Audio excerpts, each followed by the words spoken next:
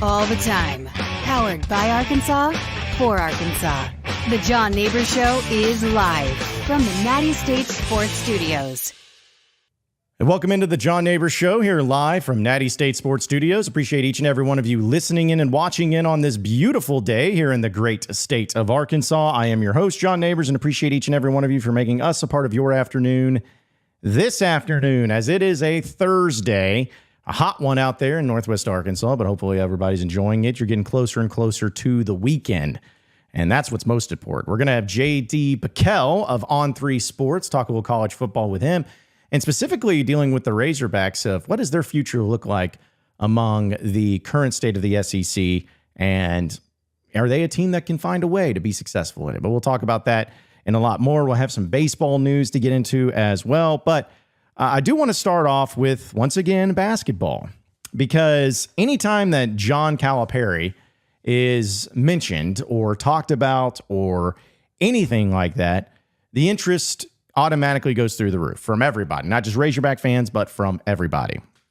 And he kind of did a few interviews, which, you know, he's a very important person. He's a VIP. He's not the type of guy that someone like me can just email the SID department and be like, hey, would you think Cal like to come on with me? No, they're pretty selective on that. And as much as I love what I do, I'm not to that level just yet. But either way, he went on Dan Patrick's show, which, of course, Dan Patrick being one of the all-time greats when it comes to things like that, but sports talk radio, but also ESPN. And he also went on the Jim Rome show, which was kind of funny and ironic because of how Rome and Muss were kind of always guys. Like, that was one of the few shows that Muss usually went on. But there was a few things that popped off about this particular case from the Dan Patrick show. And, you know, here's the thing is I'm going to play this. I'll probably get demonetized, but that's okay. Because to me, I feel like it's just as important to be able to view and to see and to hear exactly what Cal had to say. And there's two different clips. There's two different videos. Again, this is from the Dan Patrick show.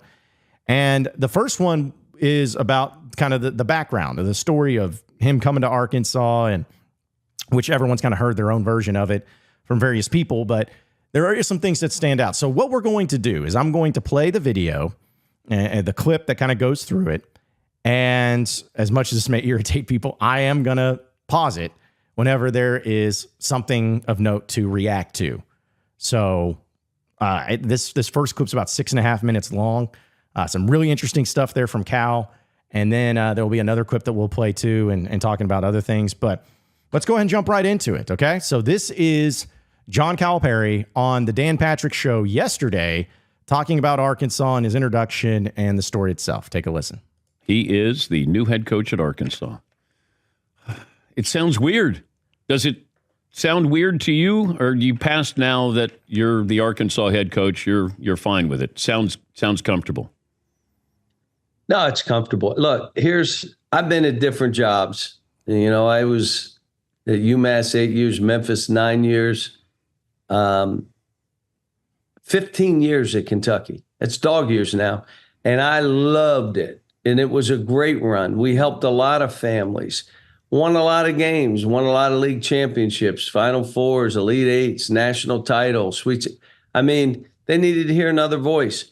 I wasn't planning on this.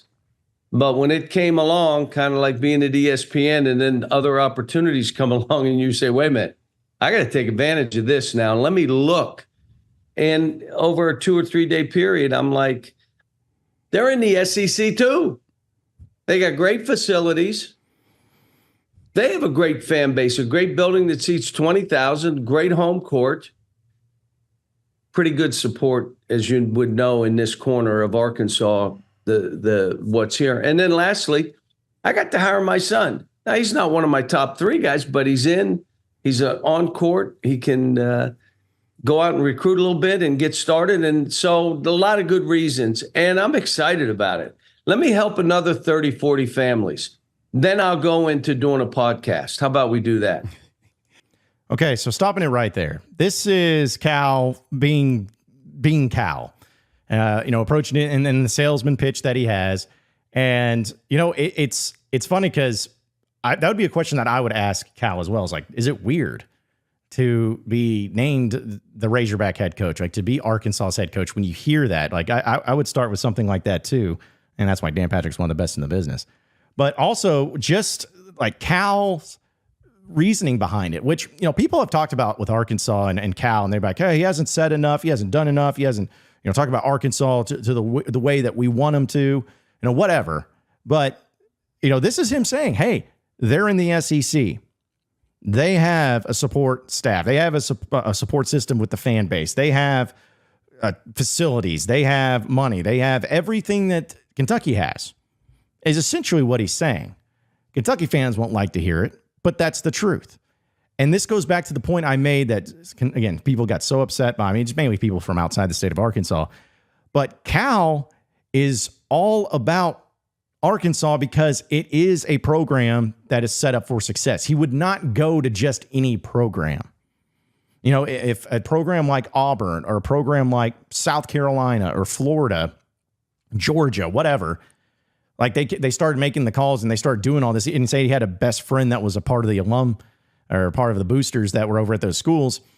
He's not going to those schools no matter what, because it's like he wants to be set up for success. And this was a thing that he wanted to be a part of. He knew that at Arkansas you could win at a high level, and he listed all the reasons there. He talked about his excitement that he has and the energy. And again, say what you want about Cal, whether he's telling the truth or not, whether he's BSing us or not, whatever, it does not matter. What matters is that this is where he's at. This is what he's saying. And all we have to go off of is what he is saying. So love to hear that from Cal, and love to hear that he's high on Arkansas, because it's not just about Cal, but it's also about being a place like Arkansas too to succeed. But did you jump before you were pushed? Can we be fair about the situation at Kentucky? Yeah, I don't think that was the case. But, and again, it had nothing to do with fans. Fans, you go to a Knick game and they're playing bad. What are they doing in the second quarter? They're booing. I mean, fans are fans. Kentucky fans are engaged. They're exactly what you want in a fan until you lose a game you're not supposed to lose. And they're still engaged. So it had nothing to do with that. For me to do what I'm doing, I needed that tailwind, no headwinds. We needed to be able to move in what we were doing. And, as far as saying, well, they pushed you out. No, I don't think that was the case. But again, let it be good for both. I mean, I had 15 great years there. Let Mark Pope have 15 great years. Let me finish how I want to finish. Let me build another program. Let's win another national championship. Let's help another 25 families. Let me do this. And you and I have been, when you didn't have gray hair, but we've been doing this a long time. And whether I was at UMass, you came in and missed jump shots. Whether I was at Memphis and we were doing this, in Kentucky over the years, I don't know. When I was with the Nets, did we do anything? Yes. Oh, we did? Yeah. It was after I got fired. You went Yes, I did. Tell me how it feels. How do you feel now? I think I asked you why Kerry Kittles and not Kobe Bryant. Yeah, you did that. You've done that for 25 years. Okay. All right. So stop it right there, because obviously Cal's having a little bit of fun there in the end. But I think it was really interesting and important for him when he's talking about fans. And it's like, it's not the fans. It's not the fans. The fans were not the reason that he left Kentucky. He's like, they're fans, just like everywhere else. And this is another thing, too, that Kentucky fans may not understand. They want to take the credit for it or where the blame is, whatever it is. But it's like the fact that you don't understand and you don't think that Arkansas fans will also be very pissed off and be mad if things don't go right. You're just out of your mind. It's like fans are always going to be that way. Like the expectation right now for Razorback basketball, ask yourself, like, what is it for you? It's not low. It's not like, oh, well, golly, gee, shucks, as long as we play really hard and, give it our all, like, I'll be okay. No, Arkansas has expectations, just like Kentucky does. And that people are going to be upset if they lose to a 15 seed in the tournament. Like, the same things are going to happen. So this idea that it's always been about the fans and that's what pushed them off, that's what pushed them out, there's just no truth to it. There's just no truth to it. And so that's kind of the thing that I thought was most interesting in getting into that part of it. And yeah, I just feel like overall, this is something that at least makes sense for Cal and him approaching it the way he is and how he is and all of that. I think that him talking about the fans of Kentucky is a good look. And, he's talking about his appreciation for it, but it's not what forced him out. It's not what forced his decision. This was something that came very differently. We're going to talk about that and a lot more here in just a second, but I got to tell you about our friends over at BroThrow. Folks, we know that BroThrow is the place to, when it comes to sports betting, to have the most fun with it. A lot of you have asked me about it and saying, like, what exactly is it? Well, check it out for yourself. You'll see exactly what it is. It's really easy. If I can understand it, we all know that you can understand it. It's what goes on in sports betting, essentially, is what, there was a time where you couldn't bet on sports or anything like that. So what'd you do? You just went up to your buddies like, hey, man, I bet you $5 this team's going to win. I bet you $5 this team's going to cover the spread. I bet you $5 that this team's going to cover the over-under. Whatever it is. You could bet on it. Well, now you got an official way of doing it with BroThrow.com/Natty. And with Major League Baseball still going on, there are plenty of games to be betting on. A lot of you are Cardinals fans, and they're going to be facing off against the Giants. All right. So if you're looking at BroThrow.com/Natty, you see James. Well, James got $10 put down on the Cardinals at -1.5 runs. But you're feeling the Giants. Maybe you hate the Cardinal way. Well, that's okay, because then you just jump in and say, well, I got the Giants at +1.5 for $10 too. You enter in the bet, you lock it in, and let the game happen. And whoever ends up winning, you follow up and you man up and you settle up with something as simple as Venmo or the Cash App. It's a very easy way to do it and a very easy way to save a lot of money when it comes to the juice. It's not like BroThrow is the house and they're taking a big cut out of everything. No, could not be more farther from the truth. They're the ones that's letting the money be in the hands of those who are betting on it. So check it out today, BroThrow.com/Natty, and you'll see what all the craziness is all about. And reminder, folks, you have to be 21 years or older to start it up, and it's free to sign up. It's a free thing to do. You can be a part of the Natty State sports community, and also it's available in most states. So check it out today. It's BroThrow.com/Natty, BroThrow.com/Natty. Okay, so continuing on with John Calipari on Dan Patrick, here is him really getting into the thick of things, and what's really interesting is about the hiring process and the story behind it. How does Arkansas know you're available if you're happy at Kentucky? A good friend of mine, John Tyson. Chicken man. He and I've been friends for 20 years. Tyson Chicken. Yeah, 20 years, 25 years maybe. Tried to get me to take the job when I was in Memphis in 2007 maybe. And at that time, Dan, if I left players. Like, they were there. And if my assistant wasn't going to get the job, I wasn't comfortable just leaving. And that was Derrick Rose, Antonio Anderson, Chris Douglas Robert Dozier, Joey Dorsey. I can go on, the guys that I would have left. So he calls me on a Thursday night. I'm at the Final Four. And he said, Cal, it's Johnny. And I said, what's up? And he said, I need you to meet with the AD. And I said, what AD? They said, our AD at Arkansas. And I said, okay, what are we meeting about? Well, he wants to talk to you about candidates and the job and what he's trying to do. And why don't you meet with him? I said, okay, but I'm leaving town at 1:00 on Friday. So we got to meet at 11:30, and I'll give him an hour. Okay, real quick. Like, how awesome is that? That, like, it just shows the type of person that Cal is. Hey, he wants to talk to you about the job. This is your best friend. It's Tyson. It's everything. And he's like, well, what about it? It's like, about candidates. And okay, well, I got an hour because I got to leave. So he better make it snappy. Only Cal can get away with that type of thing. Only Cal. But still, no, it's very on brand for Calipari. Well, in the conversation, you can imagine, if you think this is such a great job, why not you? And he said, give me 15 minutes to talk about you. And then I looked at my watch. I said, I got to go. I got a guy downstairs who I'm flying with, and I got to get down there. And he said, well, I'm not going to do anything till you tell me no. And then we spent 2 days, and I'll give you the conversation that changed me. Okay, I know, real quick. He's going to talk about the conversation that changed him, but that's also something that Hunter Yurchek needs a lot of credit for, is like he was not taking no for an answer. And he was like, hey, no, I'm not leaving until you tell me no. Not happening.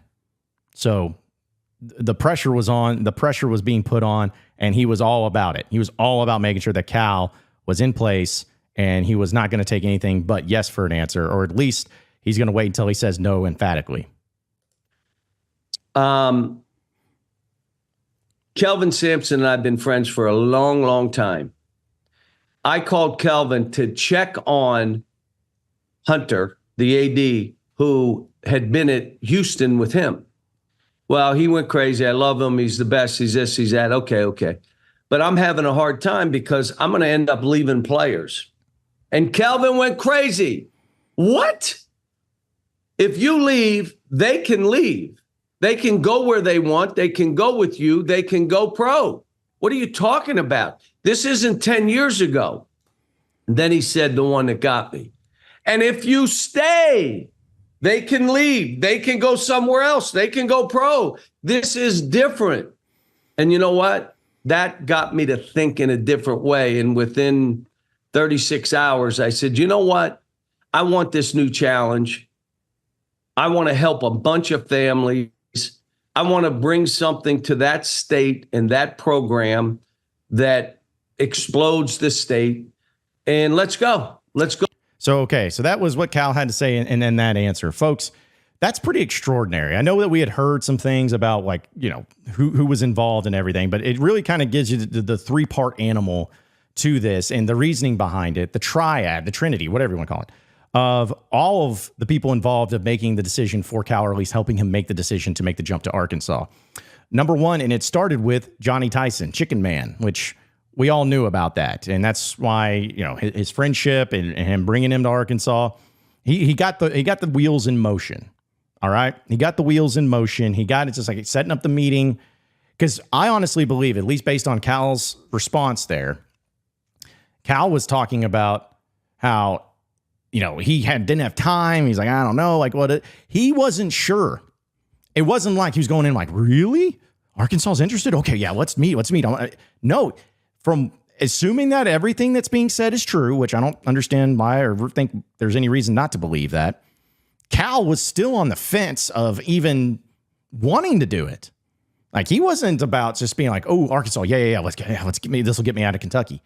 No, it's kind of like, hey, yo, I guess, man, but only because you're my friend. That meeting does not happen. He doesn't even give Arkansas the time of day. He wouldn't give anyone the time of day if it wasn't for the friendship that he had with Johnny Tyson, as we all see and all know and all agree with. So that's what got the wheels in motion. Then you got to give it up to Hunter Yurachek. Now, some of you are going to look at this and be like, okay, well, what did Yurachek really do? And he just talked to him and said, I'm not taking no for an answer. And you're probably like, well, that's what all ADs would do. That's what he's supposed to do. He's supposed to be doing his job. He had nothing to do with it. It was all Tyson and everything. Well, here's the deal, folks. You know that athletic directors have a long history with a lot of different coaches. And a lot of coaches have good relationships and friendships with a lot of those coaches. And so when he was presenting it to John Calipari and dropped the line of, if it's such a good job, why don't you take it? That got Cal thinking. You know, that's when it started being like, okay, yeah, why not? He went in where it was almost like rushed, not wanting to do anything. Like, I don't know, man. I got my tuba lesson here in a second, and got to go take the kids to the park. Like, you know, it's you could tell he was not something that was interested. But then he sits down with Yurachek, and he gets impressed by him. He's impressed by the questions I got asked, and he's also impressed by his hammering home the point of, hey, I'm going to be here until you tell me no. You know, you talk about how great of a job it was. Why don't you take it then? Because we're offering it to you. We're going to give it to you if you want it. Why wouldn't you take it? And also, and this kind of goes into the third part of it, with Kelvin Sampson, Yurachek has a good enough record, a good enough reputation to where other coaches speak highly of him. And this is something that's been done a lot and been said a lot. Not every AD has that. You know, some ADs have had pretty tumultuous times at schools. You know, there's certain people that felt certain ways about it. Like, you know, we could bring up like Jeff Long, the way that people felt about that. You know, there's been other instances of other ADs that were fired, like, what was it, Joe Oliva down at LSU with the handling the Les Miles situation. Like, there's a lot of ADs that may be good, but may not always have the best interest of coaches, where coaches are like, yeah, this guy's great.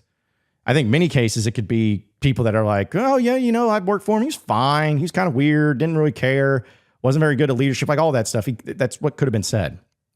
But the reputation and the job that Hunter Yurachek has done, that set him up to where Cal was even more interested, because now the guy that he would have to work for, and Hunter Yurachek, it's one thing coming from Johnny Tyson. Johnny Tyson's worrying about chicken.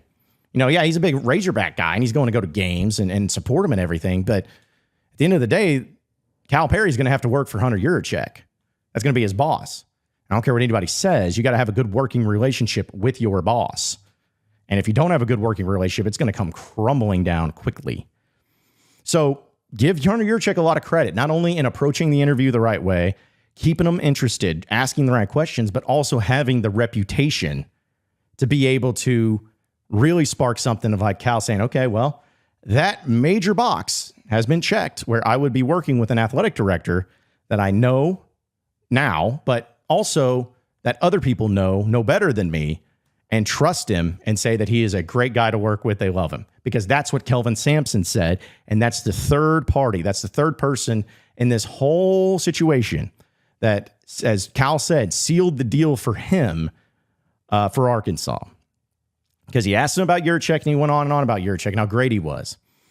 And even though the boxes are being checked, even though the things are going well, even though Cal is liking what he's hearing and liking all of that, he's still not totally sure. And why? What was the reason that he said, well, I just don't want to leave the players. I don't want to leave the players. Say what you want about Calipari. Everyone loves playing for John Calipari because he truly loves his guys. He would do anything for them. He is a player's coach, the biggest player's coach that ever existed. That's why his recruiting is great. That's why the relationships that he has with former players remains great. And that's why he continues on to have the success that he does, is because of that fact. So him approaching it into the way of, well, I don't know, like, I have to leave the players. Everybody, you Razorback fans, your new favorite, second favorite team in college basketball needs to be Houston. It needs to be Kelvin Sampson in Houston. I already liked Kelvin Sampson. I didn't mind Houston or anything. But after hearing that, he and that team and the Cougars need to be your second favorite team. Because what it sounds like to that is that Tyson did his job, Yurachek did his job, and there's only so much that they could do. But the final nail in the coffin that got him to make that decision was Kelvin Sampson being like, what are you talking about? They can follow you. You're not leaving them. If you go to Arkansas, they can go to Arkansas too. And you're still with them. They're still playing for you. The recruits that you have committed, guess what? They can follow you to Arkansas. And then saying, even if you stay, they can leave. They'll leave you. If they don't like the situation, if they don't like, they have that option. It's not like it used to be. You can change. They can change. Both of you have those freedoms. And so Kelvin Sampson and the approach that he had, the friendship that he had with Cal, the respect he had for Hunter Yurachek, but also coming from a coach, not a booster, not an athletic director, a coach saying, dude, you can't look at it that way. This job at Arkansas has checked every box. You said it has. Look at it. And the one thing keeping you back is something that doesn't exist.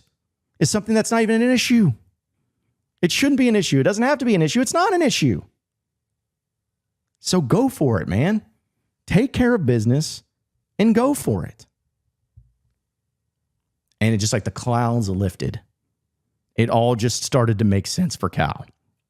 So again, you better be rooting. I'm going to be rooting hardcore for all the things that Cal has talked about. Like that's great. Like I got a newfound respect, of course. Tyson and Yurachek already were appreciated for what they did, but also throwing into the mix of, having that Kelvin Sampson element to it and how that pretty much sealed the deal, according to Cal.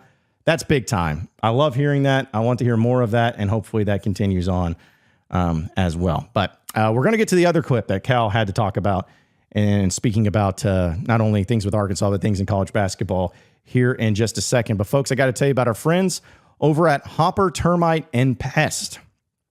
I'm telling you, like the amount of people that I know that deal with this type of stuff is a very frustrating thing for them. They have been the types that, just like all of us, look, we don't expect to go through it. We don't expect a bunch of, rodents and things to enter into our homes. But when they do, you're like, this cannot stand. You're chasing around a rodent with a broom. Like, no, don't worry about that. Just call Hopper Termite and Pest. They're going to get you all squared away and all taken care of. You can call them today at 479-750-4070, because when you call them, they're going to have the entire process, making it so easy for you to just get it done. Get rid of those critters. Get rid of those rodents. Get rid of the fleas, the wasps, the spiders, the ants, everything. They can take care of it for you. And they do it in your residential home, and they also do it in your business. So call them today at 479-750-4070. And when you do, be sure to mention the word Natty, N-A-T-T-Y. Be sure to mention the word Natty, because when you do, you're going to get $50 off your very first service. No one's offering that type of deal. So get it done. Get rid of those rodents. Get rid of those critters. You can find more details and more information from them at callhopper.com. But no matter what it is, when it comes to those things, get rid of them. Get rid of them now, and do it with Hopper, Termite, and Pest right at the phone number of 479-750-4070. All right, so Cal had another thing to talk about when it comes to college basketball and the landscape, and he's even talked a little bit about Danny Hurley on the Dan Patrick Show. So let's continue on and hear his answer here and some of the things that he had to talk about. When Dan Hurley is entertaining the Lakers and vice versa, your thought was? I really like Danny, so I wanted what he wanted for he and his family. But he's in an unbelievable spot. And he has a chance to keep that going. The only thing I thought that maybe play a part is in college basketball, at the end of every year, every kid is a free agent. Everyone. This is like being an NBA coach. Your season ends. You don't have anybody on the contract. They're all able to go and do what they want. And then the NIL, knowing how that's playing out. And Danny, I know, and it was funny because Danny said, man, quit whining. We're all making all this money. I'm more worried. I'm fine here at Arkansas. But what if I were at UMass?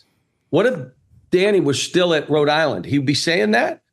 Like, to get guys to stay. So that would have been the only reason that I thought he would say, you know what? I don't want to deal with this. Some guys have retired. I'm just trying to be the best at this situation. The playpen we're in.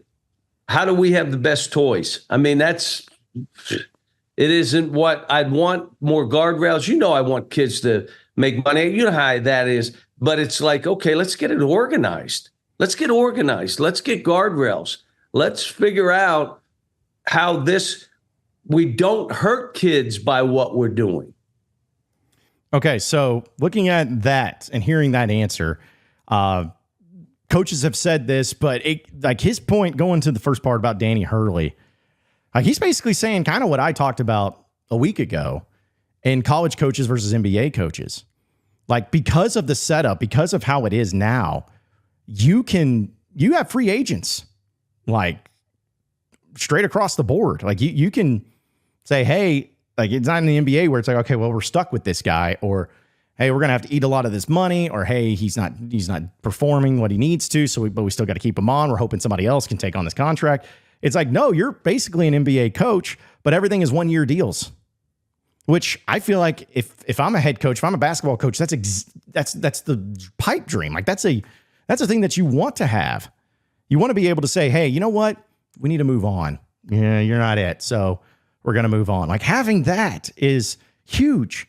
And so him talking about that and from the sake of Danny Hurley, it's kind of, again, I think it's better to be a college coach than is an NBA coach right now. I really do. And then he kind of goes into the NIL and discusses some of the things that a lot of other people have been talking about of, have some have some regulation, have some things that can be making sense for everybody to get the players paid, but also to protect people, to protect schools, to protect the players themselves, protect coaches. Like, again, he's spot on. He understands it. He gets it. He knows what he's doing. And I like the response, but I felt like he was really going into like, hey, say what you want about the Lakers job. It's all great and good, grand, wonderful. But as a college basketball coach, especially if you're a place like UConn, you are an NBA coach essentially. The only difference is that you can work through rosters a lot easier and a lot more effectively than you can in the NBA. Well, I wonder if we can get to a point where you sign a 2-year deal to go to college. And can we do something that, like NIL deals, that your contract is for 2 years? Or like, is there any? Give me a solution. You're saying let's solve it. Give me a solution. First of all, I've been saying for 5 years. Now you're putting up 10 fingers. That's 10. There you go. That's Okay, fine. how about that? That's 5 years, that's fine. Okay. And you're from 5 Pittsburgh, years, so what do you? 5 years to play Yins. 5 years to play 4. 5 years to play 4, which is the way it was when you played back in the 40s. Yeah. I mean, you had 5 years to play 4. If you got injured, you got an extra year. If you got redshirted, you got an extra year. What if you got hurt 3 different years? Buzzard luck, my man. I don't know what to tell you. This is amateur basketball. Right now, they just cleared the NCAA a player to play football for his 9th year. So I'm playing in a game last year where the guy making the shots is 26 years old. Should have been out of school 3 years, maybe 4. So let's get back. We can do that now. They said, well, COVID and all. Stop. You're giving waivers to everybody. 5 years to play 4 solves 60, 70% of our problems. All right, so he kind of goes into a different space than I expected him to when you're talking about, okay, having players play 2 years or, have that set up, but going along with exactly how it should be done, or at least the original intent was to be done, 5 years to play 4. I mean, that's how it always has been. And when COVID happened, that just really changed everything. I mean, COVID changed everything for many reasons, but it really changed everything for the sake of, okay, well, now we can do whatever. Like, oh, okay, so you're entering into your 8th year. Like, what was it? I think it was a player we talked about on this show that was entering in his 9th season in football. 9th. That's literally 2, more than 2 of the 4-year plays. So getting back to that and handling it that way I think is the best case. And no more waivers, no more anything like that. It's like, hey, 5 years. You get 5 years to play 4 years, and you're done. Simple as that. So, again, some people may agree with that. Some people may not care about that, but I thought that was interesting that was his take. And, I've always felt like with sports in general, but especially things like that, to be approaching it in the way of, okay, well, think about what's best for college and think about what's best for the NBA. And the NBA, I felt like if there was a way to develop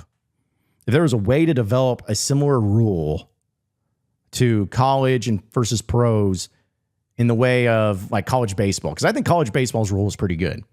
If you're good enough to go pro out of high school, then go pro out of high school and try that out. But if not, you go to college and you go to college for 3 years. You could even do it for 2 years in college or something like that. And I know that that's different from exactly what they were talking about, but still, I feel like there's ways to protect everybody involved and to keep the eligibility remaining to make sense. Like, be logical, be rational, make it all make sense in some capacity. There has to be a way of doing that. And the way it's been done so far is it ain't it.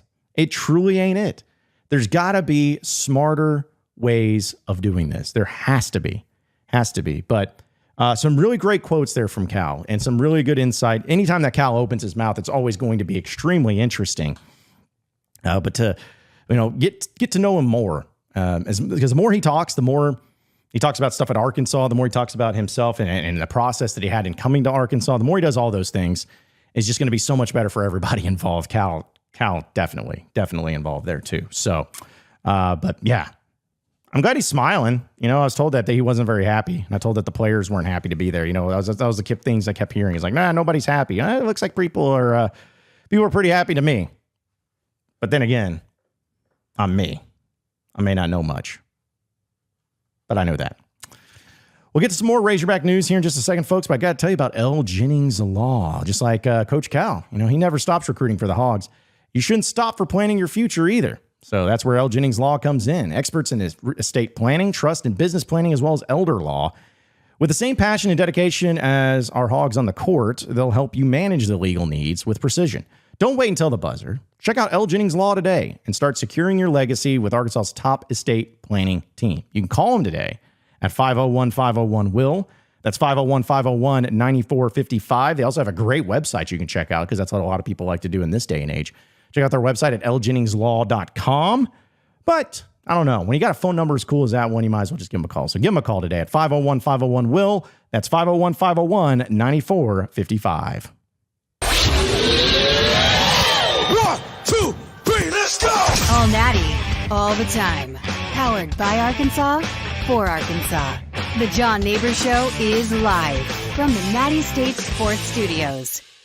All right, it is now time for your Arkansas update presented by Davis & Garrett Insurance, your independent auto owners insurance agency, securing what matters the most. We'll have some baseball news to get into, but did have some more Razorback basketball news. And I've been talking about a lot about Calipari and his appearances on the Dan Patrick Show. But this is according to John Rothstein, which, I mean, come on. John Rothstein's about as believable as they come, so I don't see any reason not to believe him. But either way, he went on his Twitter, and I guess, has more to do with the Illinois athletic director.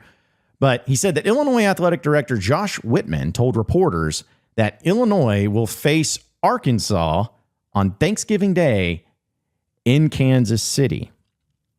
So we continue to see the growth of the schedule for Arkansas, and we already know some of the matchups that they'll be having. So think about this. They're going to be playing in Dallas. They're going to be playing in Madison Square Garden, and they're going to be playing in Miami as part of the SEC-ACC Challenge. And now we have word that they will be playing Illinois in Kansas City on Thanksgiving Day. So lots of things to unpack here. One, it may actually work out for some of you Razorback fans that maybe want to kind of go through a car wash of various sporting events for the Razorbacks. Because if that game's on Thanksgiving Day, then Black Friday, the next day, is the Arkansas-Missouri game up in Columbia. So if those of you Razorback fans wanted to watch Arkansas beat Illinois, who's going to be a pretty good team, and Coleman Hawkins was there, and now he's moved on, but still going to be a very interesting matchup, to say the least. And if you want to torture yourself and go into Columbia, Missouri, and see their rocks that they have over there, you'll be able to check that out all in 2 days. And then you come back home from Saturday. It could be a really interesting, and who knows, maybe a successful showing for the Razorbacks. But I really like this. I really like any time that you can add in opponents of note. The Thanksgiving Day thing, I'm kind of torn on. I would love to go to this, but as I've said before, Thanksgiving's kind of like my family's holiday. Like, we do Christmas together, we do various other events together, but the one that it's like has to be us, all of us there, it's Thanksgiving. So it's kind of a bummer that it is actually on Thanksgiving Day.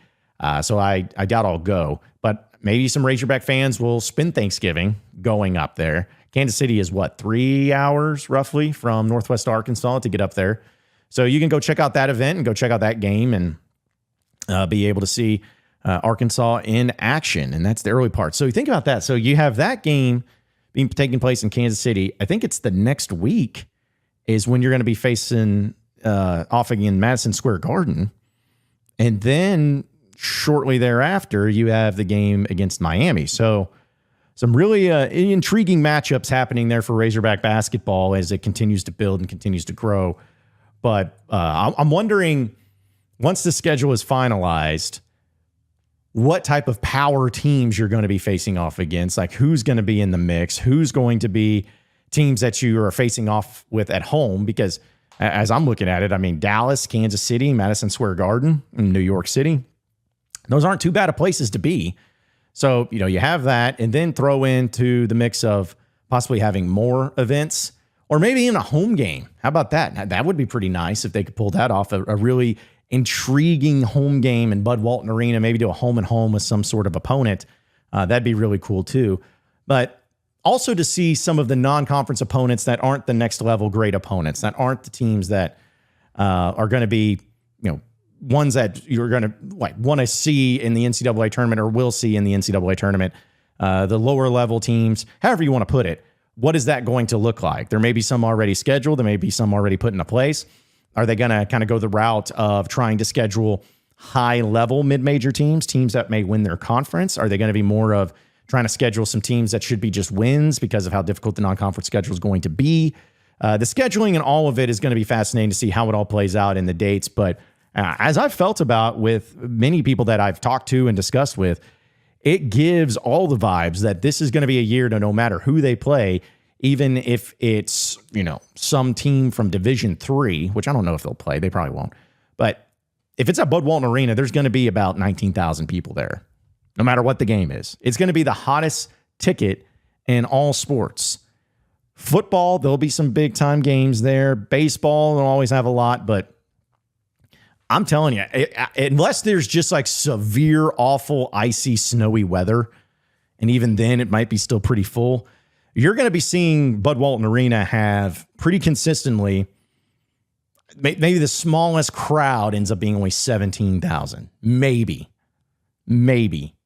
because of the excitement surrounding the program. Now, of course, if Arkansas starts losing, if they start having issues, that's going to fall off. That's just part of it. But if they're going to be and become as good as what I believe they can be and what others believe they can be, it's going to be the hottest ticket in town. So I really hope that they have some sort of non-conference games and matchups at home against marquee opponents. I love the fact that they're doing neutral site games, and especially in the fact of, again, Kansas City just 3 hours away, Dallas, Northwest Arkansas, I guess it's 5 hours, and then from Little Rock, it's 4.5 hours. So you have that. Madison Square Garden is in New York City, which is a long way, but I'm pretty sure that Northwest Arkansas XNA as well as LIT, the two airports, major airports here in the state of Arkansas, have direct flights to New York. So that's helpful. And even if they don't, other surrounding places do. Point is you have places in neutral courts that you'll be able to check out and you'll be able to see for yourself and see how good it could be. But we'll see how it develops in the schedule. But the latest thing is being Arkansas and Illinois. They used to face each other fairly consistently. I remember when Bill Self was there at Illinois. They played in Little Rock one time. I want to say they played at Simmons Bank Arena, which at the time was Alltel Arena. And Illinois is number 6, and they beat Arkansas pretty handily. I could be wrong about that, but I'm pretty sure that's what the case was. And also in some more Razorback baseball news, they got another transfer out of the transfer portal. So that continues to get added into the mix as Logan Maxwell, who is a transfer from TCU. Hey, listen, after Arkansas faces purple teams and how badly it goes for them, I'm all for getting transfers from other purple teams, especially like the ones like TCU. But Logan Maxwell, he's an outfielder, and he publicly committed to play Arkansas. He bats and throws left-handed, and he was actually honorable mention All Big 12 this year. He batted .335 with 12 doubles, 2 triples, and 3 home runs. He had a .447 on-base percentage and a .427 slugging percentage and an OPS of .874 with 2 sacrifice flies, 5 sacrifice bunts, and, as we keep bringing up, successful on 10 of 12 stolen base attempts. He's 5'10", 185 pounds, and he's a rising senior that's eligible for this year's MLB draft, but is not ranked among Baseball America's top 500 draft picks. This is according to WholeHogSports.com. So Razorback Baseball continues to try to add guys, and in this particular case, you see it with the guys that can be athletes, right? Because that's what we were told by Dave Van Horn. As soon as the season ends, have to get athletes, have to get guys that can be speedy. And someone like him who is very successful on stolen base attempts, I don't know if there's just one way to skin a cat when it comes to offense. I don't know if there's just one way to say, oh yeah, you do it this way and it's going to be fine. I don't know about that. But what I do know is that Arkansas is needing to change. And I'm very curious in that change. I kind of like to see a little bit of the change. I want to see stolen bases. I want to see more bunts. I want to see more sacrifices. I want to see small ball. I want to see more of it because what we've been seeing has not been working consistently enough. So you got to change it up and you got to make it work. So adding another piece like him should be able to be a great get for Arkansas, a great get for Dave Van Horn, and hopefully they continue to build this roster and getting it to where it needs to be overall. And that does it for your Arkansas update presented by Davis and Garrett Insurance, your independent auto owners insurance agency, securing what matters the most. And speaking of baseball, I tweeted this out, and I absolutely, truly mean it. I think, what was it, a week ago or so?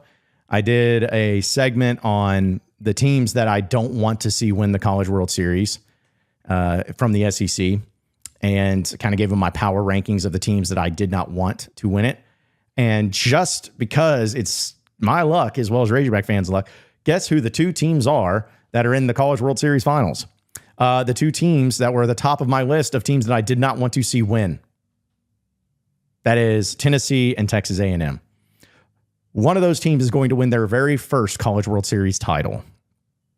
And now I'm wondering, oh gosh, do I root for Tennessee and A&M? Because I had Tennessee as my number one. And Texas A&M is my number two, as the teams I least wanted to win the College World Series. But now it's a reality. Now it's there. Now it's official. So have I changed my mind? Have I wavered on it at all? What do I think? Well, let me break it to you like this, folks. I had a couple friends change their mind, or change my mind for me when we were discussing it. And between Texas A&M and Tennessee, I mean, again, I don't want to see either of them win. I want a meteor to hit. But if it's between those two teams, I think I'm changing. I think I'd rather see Tennessee win it than Texas A&M. I truly do. And here's why. As much as it pains me to say, here's why. Tennessee and Tony Vitello, it's going to be really funny and really nice whenever Arkansas gets to take their coach that won a national championship at their school. Yeah, because I've always said that Tony Vitello is going to be the next head coach at Arkansas. I still stand firm in that. And until I'm proven otherwise, I'm still going to stay firm in that. And if I'm wrong, I'm wrong. I don't believe I am. I don't believe I have a very strong confidence in it. But it would be kind of funny that, Tennessee wins a College World Series title. They take care of business. They do something that Arkansas hasn't. Yeah, it hurts. Yeah, it sucks. But it's going to show you, and it's going to be that much sweeter where it's like, yeah, he does all of that at Tennessee, yet he still comes to Arkansas. He's still the head coach. Because I'm sorry, I don't care what anybody says. Like, Tony Vitello and Dave Van Horn are close friends. We all know that. We don't need to rehash that. But if Dave Van Horn decided to retire, and he calls up Tony, and he says, Tony, I'm retiring. This is going to be my last year, but I want you to have the job. I really want you to take the job. We'll make sure you get taken care of and get everything you need, but I want you to be the guy who follows me and coaches the Razorbacks. Do you think Tony Vitello is going to be like, Coach, no, I'm fine here at Tennessee. I like being at a school that, really just realized that we had a baseball program about 6 years ago. And, I love our new stadium that we built that still is half the size of Baum Walker, maybe even less than that. I'm fine with it here. He ain't going to say that. He's going to be like, yeah, Coach, I'm there. And he'll be the coach. That's what I believe. And so because of that fact, I've softened my stance. Texas A&M would just suck just because it's Texas A&M. They haven't been really great in any other sports as far as because I think the women's basketball national championship that they won with Gary Blair was the first team championship they've won in the history of their school and athletic department. I'm almost positive that's the case. And so that's really telling. And I'd hate for them to have that and to, something actually to work out nicely for them. And just to see all the bubbles being blown and the weird, stuff that they do of the, I don't know, whatever the stuff. That would just be really annoying to me. So, yeah, it's not easy. It's not ideal for any of it, but I don't want that part of it. I really, really don't. I don't want any part of that. But I feel like it's going to happen, and it is going to happen because those are the two teams there. So you're welcome to disagree. Or maybe, again, I hope a meteor hits and we don't have to worry about it. Then we're fine, Maybe just there's a torrential flooding and rain that comes to Omaha that everyone's okay and no one's in harm's way, but it just continues to postpone and cancel baseball games so they can never get the game played. Maybe that happens. One could hope, right? One could wish. It just sucks. But you know what doesn't suck? Alumni Hall, because as a Razorback fan, you're still going to support your team. You're still going to support your cause. You're still going to support your guys. So wear the apparel of champions, or at least feel like a champion, by wearing the greatest of apparel at Alumni Hall. They have everything. They have Johnny O. They have Peter Millar, Southern Tide, Columbia, Nike, everything. They have everything. And you need to check it out because you're somebody that wants to have the nicest stuff, right? You're a fan. You want to go on the golf course wearing a Razorback shirt that's nice? Get you one. You want to go out and about on town wearing a Razorback shirt that looks nice? Get you one. You want to be going to any sort of party, even fancy parties? I'm sure they'll accept a Razorback shirt. Of course they will. So get at Alumni Hall. You can visit their location right there in Fayetteville off North College Avenue, but you can also go online at nattystatesports.com/alumni hall. That's nattystatesports.com/alumni hall. You can check it out there and be able to have it delivered straight to your door. It may be hard for you to get to the Northwest Arkansas area, especially considering our audience here is all out and about across the country and across the world. Well, if you go to that website, nattystatesports.com/alumni hall, you can get it delivered straight to your door. So do it with Alumni Hall. It's the ultimate Razorback shopping experience. 1, 2, 3, let's go! All Natty, all the time. Powered by Arkansas, for Arkansas. The John Nabors Show is live from the Natty State Sports Studios. All right, we know college football is rapidly getting closer to becoming a thing. Well, it's always a thing, at least if you're in the SEC. But SEC Media Days is going to be next month. Actually, less than a month away. It's really exciting to talk about because I know Razorback fans are pumped to the gills about it. But we're going to talk about the Razorbacks as well as some other things that are going on in the college football landscape as we welcome in a very special guest friend of the show. It is JD Picel. He is the host and the National College Football Man of the Hard Count for On3 Sports. And JD, it's been too long, man, but appreciate you joining us. How you doing this afternoon? Oh, absolutely. But no, I appreciate you having me on. And it was wild as you were introducing this segment. Dude, less than a month away from media days. Can you that feels crazy to me because it feels like Michigan just won the national title and then Nick Saban retired. And then I think I took 2 blinks and then now we're here on the doorstep of media days. So I'm fired up, man. And I'm fired up to talk some ball with you. Thanks for having me on. I know. I got to get on and start looking up the karaoke bars in Dallas so we can really make sure that it's happening. You know, you got to get the important things first when it comes to media days. But here's the thing, though, JD. It's like, we've talked about Arkansas before, and I know during this time it doesn't really change a whole lot as far as any big news going on or anything. But something we've been discussing, and I think Razorback fans have always been fascinated with you talk about how quickly it's moving. Well, how quickly college football has changed. I mean, the SEC has added 2 teams with Oklahoma and Texas. And it seems like the past 3 years, college sports in general, but especially college football, has changed more than it did in the past 30 years. That's what it feels like. So I'm curious to get your take. With Arkansas, we know what fans expect from the program and everything. But moving forward and kind of forecasting what college football looks like, how do you feel like Arkansas plays a role in here? Are they going to be a team that's constantly just going to be at the bottom of the shelf and just hoping that once every so often they get above it?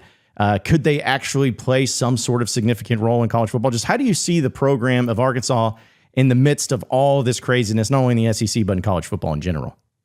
I think Arkansas has a couple of things going for them. I think the first is the brand has a lot more power than I think most folks realize. Like when you see that Razorback logo as a college football fan, that's pretty recognizable for the most part. And so I think that is holding some weight that Arkansas has yet to totally exercise in the new era of college football. The second part of this is with that logo, I think there's a fan base in Fayetteville that's dialed in. Like I talk a lot about the care factor for different fan bases. We now sit in a place where your care factor can more directly correlate to on-field performance for your team than it ever has before. Because I think we talked about this last time I was on, John, but it used to be, hey, give us some money. All right, we'll get some waterfalls. We'll use those waterfalls to lure in 3-4-star recruits, 5-star recruits, because they see the waterfalls in our weight room, our training room, our player lounge, whatever. Now it's like, hey, give us some money so we can put a nice little NIL package together for Johnny 5-star quarterback, and he can change the game for us. So I think the free market, if you will, that we're living right now in college football plays into the Arkansas overall master plan, if you will. I think there's a path where they can definitely be relevant in not just the SEC, but in college football period. And I think we saw it too in that run where I mean, leading into the season, everyone was picking Arkansas to be like 10-2. Are they a sleeper SEC title team? And that was in a pretty short period of time when Sam Pittman got to Fayetteville. So is there work to be done? Of course, there's bricks to be laid, a foundation to be built. But I do think there is absolutely a path for Arkansas to be a top half team in the SEC moving forward. So looking at a team like Arkansas, it's everybody wants the best players. Everybody wants to have all 22 guys being elite level NFL types. But there are some programs that are not going to have that. And Arkansas is one of them. There's a lot of programs like that. So it's not just like Arkansas. So I have always felt like if Arkansas is going to compete, or at least to have that, they need to kind of get crazy with it. Maybe have a really high level offensive scheme that's flying over the field, or maybe a dual threat quarterback to do it. Mm-hmm. But is there a certain formula that you see for a team like Arkansas where, hey, if you can't have the elite talent, here's what you have to have in order to be one of those teams that compete for something? Yeah, I think you just hit it on the nose right there. Like when we looked at Arkansas when they were humming offensively and they were, like I just said, leading into that year where a lot of people picked them to be 10-2. I believe it was the 2022 season with KJ Jefferson and he ends up getting dinged up. But the bottom line was that was an offense that didn't play the same game as everyone else. And I think you see that across college football. Tennessee's a great example. They may not have the big boys that Alabama has had, Georgia has had, et cetera, but they changed the game in the sense that, hey, we're going to, one, play fast and try and level the playing field in that way and try to equalize the talent gap that maybe exists right now. And two, we're going to make you cover all 53.3 yards of grass when it comes to the width of the field. So we're going to get more one-on-one matchups. So whereas before we're having our 5 versus your 5, and we don't like that matchup necessarily every single Saturday, we're going to take our one stud receiver, take a Treylon Burks, for example, and we're going to match him up out wide, and he's better than your one guy, and we're going to win that matchup. We got a quarterback that can deliver the football. We're in good shape, and we're off to the races. So I do think that if you're not one of those teams that recruits in the top 5 to 10, getting creative offensively is a way that I would lean. And that's one of the reasons why I really like what Mississippi State did in hiring Jeff Lebby, which is probably another conversation. But all that's to say, I do think you have to go to scheme to try and supplement and close that talent gap that might exist for now. The other thing too, John, if you start having success in that scheme, Tennessee, another good example of this, you can start to attract the level of talent that you need to maybe do some other things to match up with the Bamas, the Georgias, and schools of that nature. And Tennessee, I think, with landing Nico Iamaleava in the 2023 class is a pretty good proof of concept to go off of. Now, NIL, I'm sure, plays a factor. I don't want to beat around the bush there, but I think that's a good place to start, is having that offensive scheme that can be a little more cutting edge to equalize the talent gap. Yeah, because you mentioned some of the talent. You mentioned like a Treylon Burks. It's amazing how Arkansas, just in my lifetime since following the team, every so often they get that once in a generation type player that seems like that's from the state of Arkansas or grew up a Razorback fan. I mean, it goes back to Matt Jones and just how incredible he was. Then you had even a Darren McFadden, of course, is another one. Peyton Hillis, another one. Even Ryan Mallett, which I know he went to Texarkana High, but he grew up a Razorback fan. And Treylon Burks, it almost seems like you got to have that type of player and then couple it with not only the coaching, but also the talent that surrounds it too. Because let's be honest. I mean, there's some guys that are just going to be great players no matter where they go. But if in Arkansas you have a homegrown kid that's next level elite, that's why it's so important to keep, build the fence around the state, as cliche as it may sound, because the last thing you want to do is miss out on one of those elite level talented players, and you miss out on an opportunity to kind of step forward and have a big year, because those are the types of players that can make a difference for you at a place like Arkansas. I mean, especially at quarterback, right? I mean, how many times have we seen the great quarterbacks, throughout the history of college football just put a team on their back and make a run with, whatever roster they have behind them, like Cam Newton. I don't want to pretend that they had, just average Joes around him, but for the most part, like that Auburn team, without him doing what he did in that season, probably wins 9 games? Maybe. They definitely don't win the national championship. And so I'm not saying the solution is that you go and grab Cam Newton. I mean, that'd be nice if you can get him, go get him. But I think the thought that if you have a quarterback, you have a chance will continue to hold true in college football. And then I think going forward too, in the college football playoff expanded era, we're going to see, in my opinion, a more quarterback accentuated playoff. And what I mean by that is, like in the NFL, we see the teams that go win Super Bowls typically have a dude at quarterback, right? I mean, Tom Brady and his resume speaks for itself. Pat Mahomes is doing, a similar thing right now. The teams that have the great quarterbacks are the ones that make the runs, because when they get in those games where maybe they don't have the matchup they want offensively, maybe they don't have the edge on the line of scrimmage, they're able to then elevate their team and their roster to places where maybe they wouldn't have gone with, a 7 out of 10 at quarterback as opposed to a 10 out of 10. So I think going back to what you just said, if you can put a fence around the state and then have a little bit of luck with having that generational player be at quarterback, I think there's a very real possibility for Arkansas to, again, kind of turn things around, change the game, and change the narrative. Speaking with JD Picel, he is the host of the Hard Count for On3 Sports here on the John Nabors Show. Now, JD, this was actually something I planned on asking you, but since we've been talking about it, I like giving people's opinions from who are outside the state of Arkansas. But if you just got told, hey, Razorback football, like, what's the first player that comes to mind? What's the first Razorback that you think of whenever somebody just goes Razorback football? That whether it's a highlight, whether it's them wearing the jersey, just anything, who's the first one you think? Dude, I think about the Wild Hog. Think about Run DMC back there, playing a little quarterback, and that was at the time where that was a little bit more revolutionary. He was so fun to watch. I think about that game. I believe it was the Black Friday. They play LSU.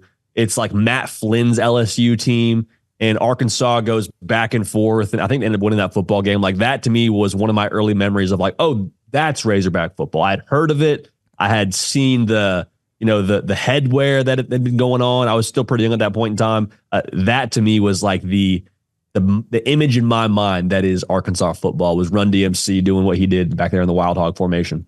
Yeah, I think, it kind of makes sense that everybody's going to think of that. Yeah, that LSU game, people may forget, but the LSU was number 1 in the country that year when they played. And at the time, it felt like it kept them out of the national championship because they were 10-2 on the regular season. So they lost in triple overtime.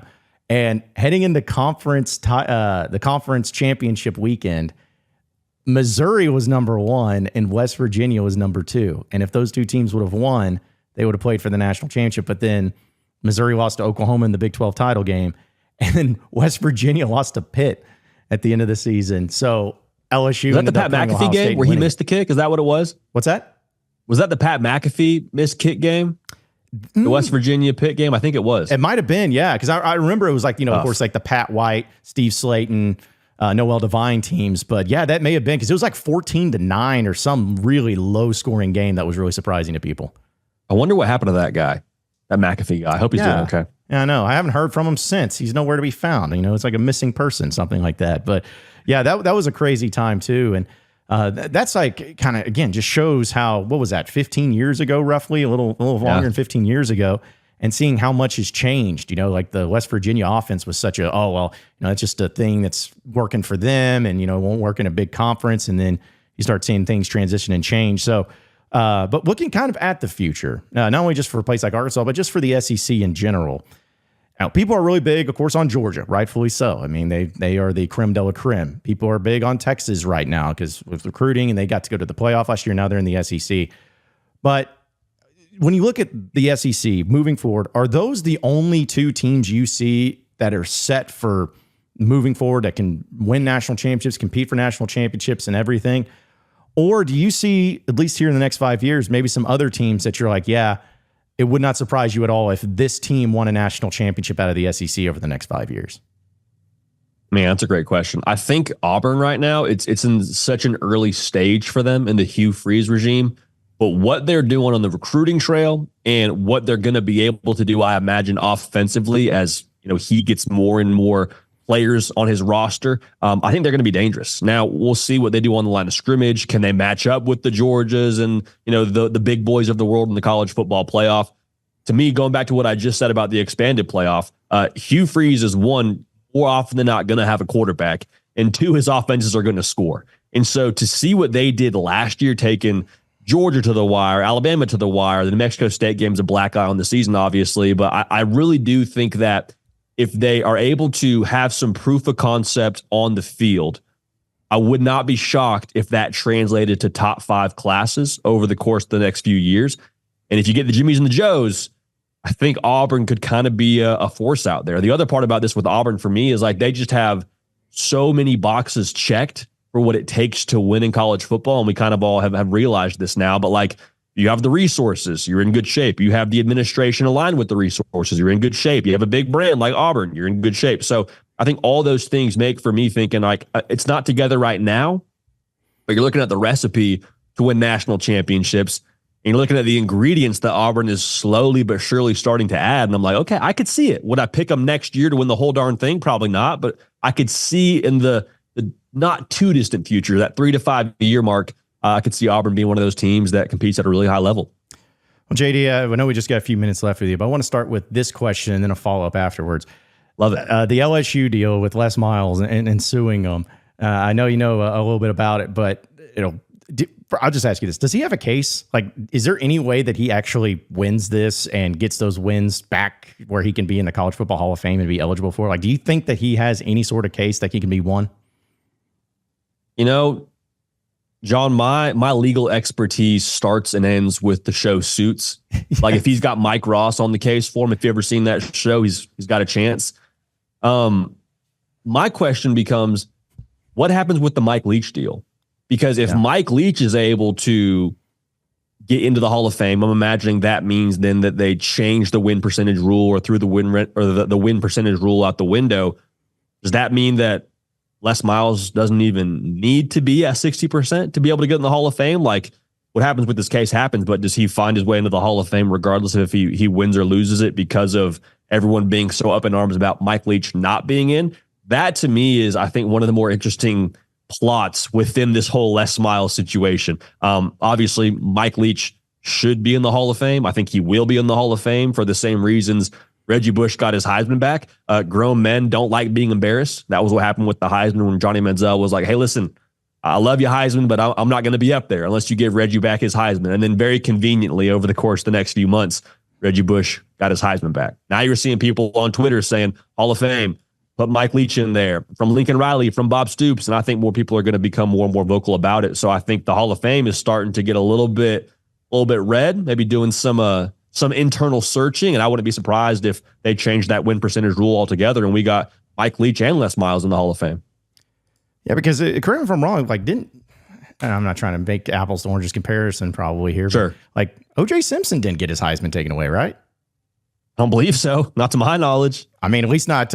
Maybe he got it taken away in that hotel that he ended up getting arred in or something. Sure, that might have been one of the things that they confiscated on his person. But I mean, like if you have an issue with Reggie Bush getting paid, there's probably some bigger fish to fry if we want to go ahead and police people who should or shouldn't be getting their Heisman based on different decisions they've made throughout their life. We'll leave it at that. Yeah, and we probably don't need to go down that specific road, maybe for another time. But sure. I did find it interesting because as we were talking about, and you brought up Mike Leach, and then you also brought up Reggie Bush and getting his Heisman back, which I think everybody was in favor for.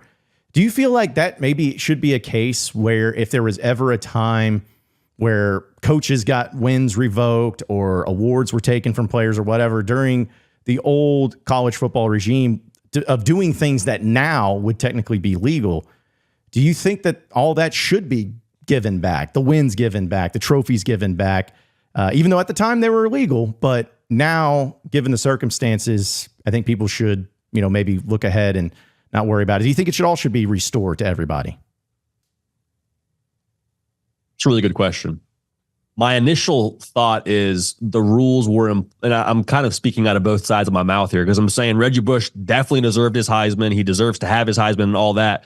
On a macro level, when it comes to reinstating wins and national championships and things like that, I think in some regard, the damage is kind of done. And if we're going to go back and try and, rewrite history based on the current rules we have in place, like, that feels like a little bit of a fool's errand. Because I mean, in some part too, you're like, hey, the history of college football is how we got here. Like we built the foundation of the sport on the, previous history, previous rules, previous whatever you want to call it, that college football has been. So I think maybe if it's egregious like the Reggie Bush thing was, and also the Reggie Bush thing wasn't like a century old, like it was fresh enough and there was enough momentum behind it to where you could still, I think, right that wrong in a one-off setting. But I don't know that I'm for us turning back all the pages, course correcting every single record and win. I'm like, hey, what happened. Let's be future thinkers here. Let's be proactive and fixing the game going forward. And we'll live with whatever happened. Yeah, because you'll open up a whole can of different circumstances and precedent. I'm sure people will also want to go down, and nobody has time for that, especially the NCAA. But either way, we always have time for JD Picel. He is, of course, the host of the Hard Count on On3 Sports. JD, as always, man, we appreciate you joining us. Continue to enjoy your summer, man. We'll see you in a few weeks down in Dallas for SEC Media Days. Can't wait, baby. Can't wait, John. Appreciate you, man. 1, 2, 3, let's go! All Natty, all the time. Powered by Arkansas, for Arkansas. The John Nabors Show is live from the Natty